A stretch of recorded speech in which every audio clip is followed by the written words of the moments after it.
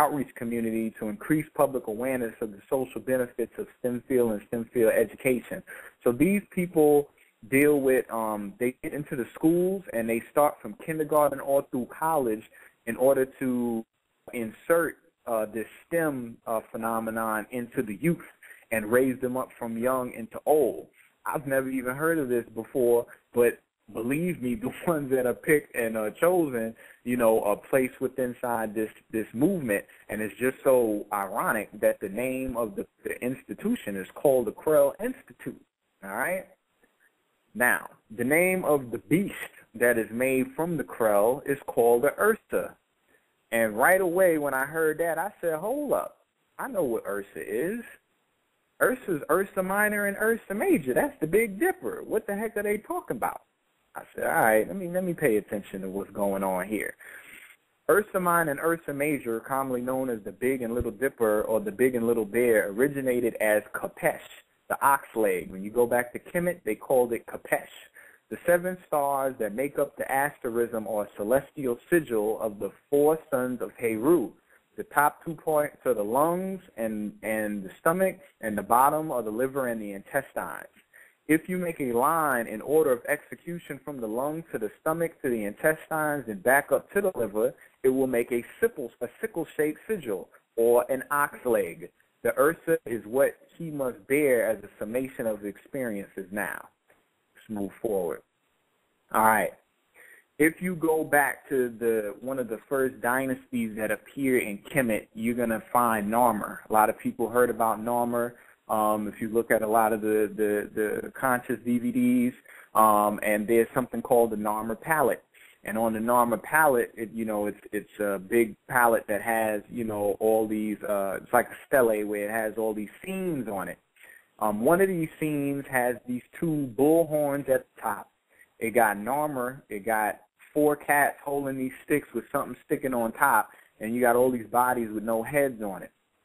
And it's real interesting because this stele or this palette is a cosmological ideogram that's describing something happening in the stars. The horns on top of the bulls represent Wapet, WPT, okay? And it means heaven, so you got heaven at the top. When you look at the 4 individuals holding sticks on the bottom, each one of the sticks has a different organ on it. One of it got a stomach, another one got a liver with a dog on it. The other one's got, like, intestines on it. And I was looking at it, and I was like, yo, that's interesting. That got to be the 4 sons of Heru. Because the 4 sons of Heru, when you look at the canoptic jars that have the 4 heads on them, they got different organs that they put in them. So when they would mummify the bodies, they would take the organs out and put it in these canoptic jars, and each one of these jars will hold a different organ.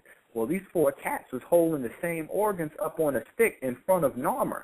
All right? Narmer actually means uniting heaven and earth, which Ursa Minor is very important because it unites heaven and earth because it's connected to Polaris, which is a star that's fixated, so everything circumnavigates around it. All the stars go around it, but it stays still. So it's always been a means of us being able to tell what's going on in the stars.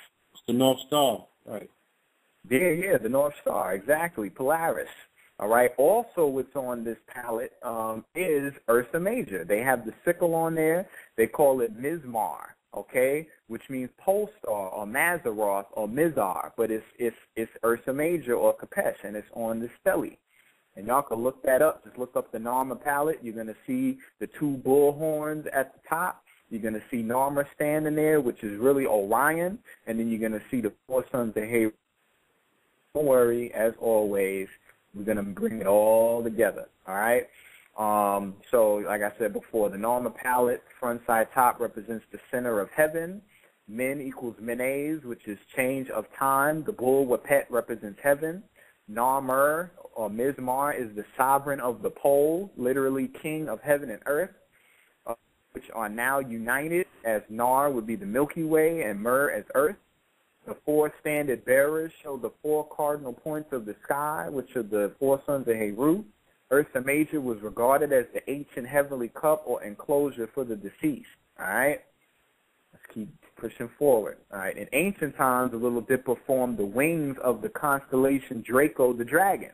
Now, if we go back a couple more years when we got hit in Chile with that earthquake, Polaris, right, the North Star got shifted, did it not?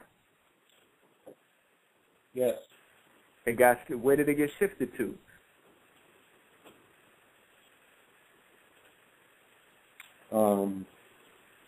It got shifted to Draco. And before that happened, when they you know how they draw the constellations out and they show the pictures, you know, you see the snake and you see the bull and all that. Every time they drew it, they always drew it as if Draco was trying to consume Polaris, or trying to consume the Little Dipper. And it's funny that when that earthquake hit and time sped up, and in that year, it was as if Draco consumed the Little Dipper, and now it became the pole star, in a sense, all right? Okay, so like I said, in ancient times, the Little Dipper formed the wings of the constellation Draco the dragon, but when the seafaring Phoenicians met with the Greek astronomer Thales around 600 BC, they showed him how to use the Little Dipper stars to navigate. And you know who the Phoenicians are.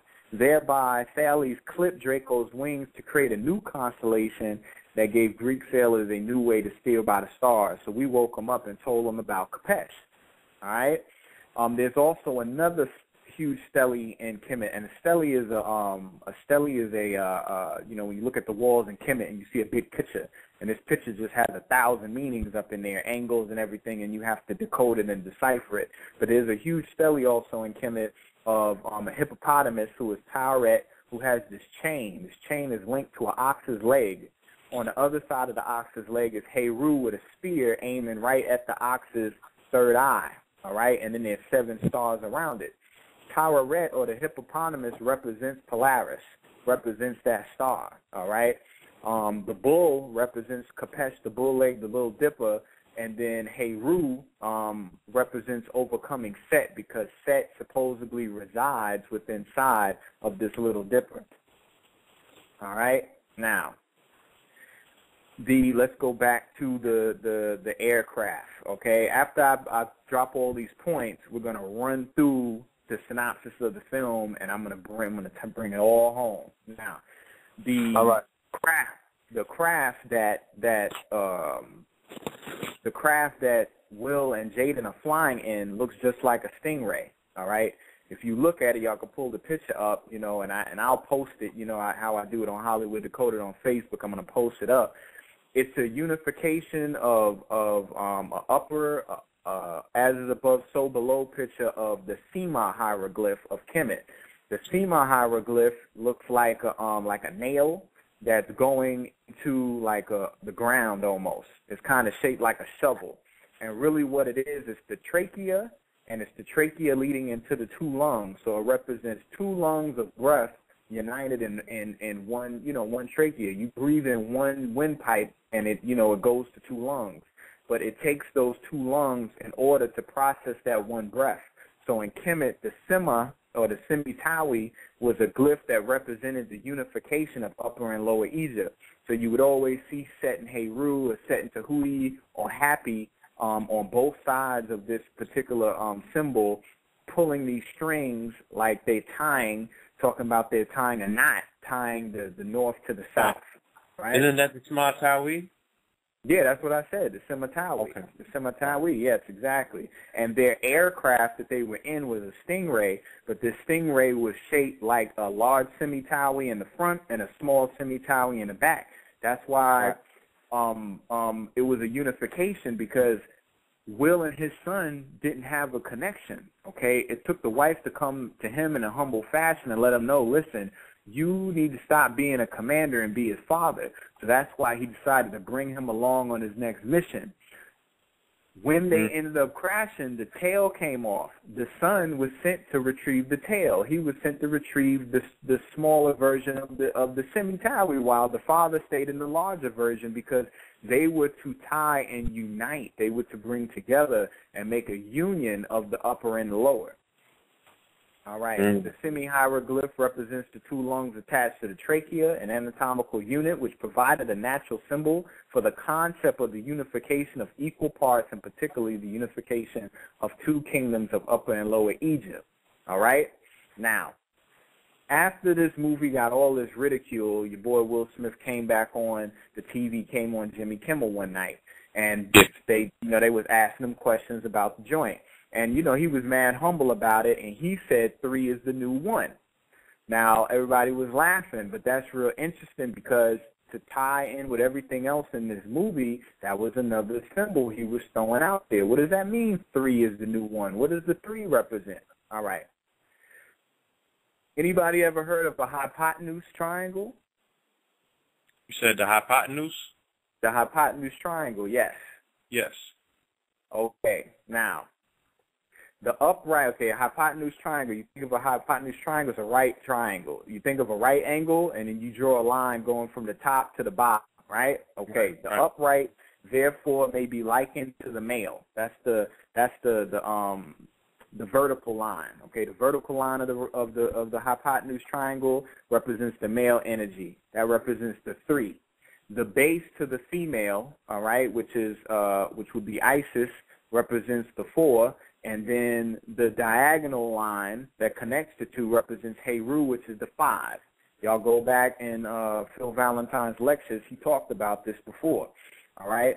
Aset Isis is the recipient. Heru is the perfect result. Osiris is the origin. 3 is the perfect odd number. 4 is a square whose side is an even number 2, but 5 is in some ways to his father and in some ways like to his mother, being made up of 3 and 2. And Panta is a derived of Penta, which is 5, and they speak of counting as numbering by 5. 5 makes a square of itself.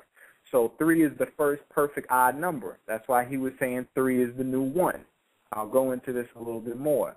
An important component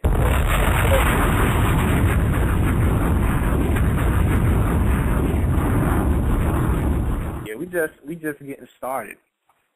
We just getting started, people. We just getting started. An important component of the soul. You know that that's Masonic as well, right? Oh, it's of course it's Masonic. Yeah, I'm about to get into that right now. Okay. I'm about to get into it right now. An important component of the so-called Pythagorean triangle is its vector sum known as the hypotenuse. This component of the right-angle triangle is the shortest path relative to the adjacent side and the opposite sides. In electronics, the hypotenuse is symbolic of electrical conductance, which is seen as the big G. You can travel along the adjacent side of the triangle and then up its opposite side to reach a point in space, matter, and time. However, one can arrive at the same location quicker and more efficiently by simply knowing the angular measurement or phase of the objective and the chart, all right? As a result, a vector sum relative to other vectors is by far the best course. Now, when I'm talking about vectors, I'm talking about the different lines of the triangle, one being vertical, one being diagonal, one being horizontal, coming from a point. That's what a vector is, all right? Right. Now, where was I? Okay, furthermore, from a geometrical stance, the vector sum produces the same desired effect relative to its individual component vectors. What this means geometrically is that unity, i.e. the vector sum semi-Taui, is the most efficient and effective means for accomplishing the same goal relative to doing it by means of disunity, which is vector components. It has been proclaimed that we can succeed as a part of the all vector sum, but fail as individual vector components. So the semi-Taui, the stingray-looking vehicle, the 3 is the new 1 symbol that he threw out there. He's trying to let you know, look, they dogging me. They dogging your legacy. They dogging everything that we on. The only way, the different path that we have to utilize right now, the shunt play that we need to do right now is that of unity, is that of the hypotenuse, is not of a soul by himself, okay, as the 3. It's not as Aset by herself as the 4. It's about the Heru of the 5, which unifies all of the different vector components into one holistic thing. All right, so that's what he's talking about, okay? So just to talk about that, with the semi-tower real quick. All right, let's move on to the next one. Y'all gotta give me a second real quick. Oh yeah, and the ancient narrative of a